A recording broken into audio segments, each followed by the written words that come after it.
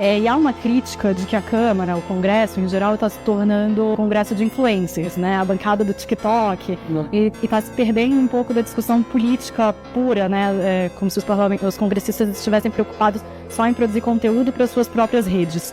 Eu acho que o pessoal que falei está com saudade, né? De quando o pessoal só tinha mídia tradicional para se informar, né? Só tinha Globo.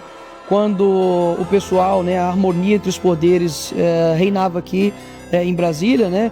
Quando não tinha TikTok, mas tinha mensalão, mas tinha dinheiro na cueca, mas tinha estatal dando prejuízo. Então, assim, de fato, esse pessoal tá com muita saudade do Brasil anteriormente, porque eles falavam algo, para eles descobrirem isso era impossível.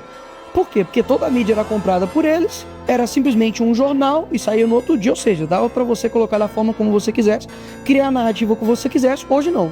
Hoje a internet mostra o quanto que a Janja está gastando do seu dinheiro. Foi 85 milhões aí, se eu não me engano, no total. Foi quase 40 milhões só no Janja Palusa, né?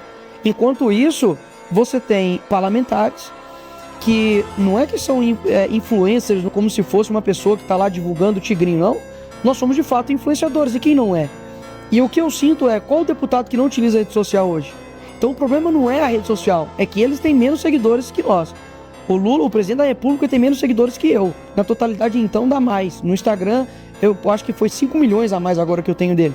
Isso atrapalha, obviamente, todos os planos de quem quer fazer corrupção, de quem quer fazer o Brasil ficar com um Estado grande, preguiçoso, que gasta muito e não preocupa com as pessoas.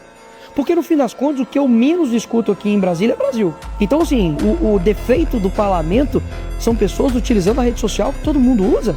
Bora, isso aí pra mim é a conversa de quem tá com uma saudadezinha do governo corrupto aí dos anos passados. Se você vai no supermercado aí em Salvador e você desconfia que tal produto tá caro, você não compra.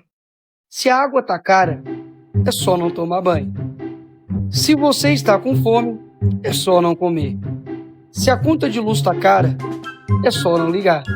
Se a gasolina tá cara, é só não andar de carro. Se a passagem tá cara, é só ficar em casa. Se o presidente tá ruim, é só tirar.